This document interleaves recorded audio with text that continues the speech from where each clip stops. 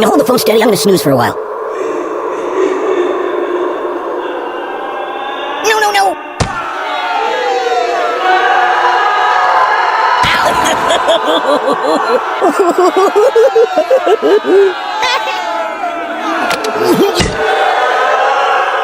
No.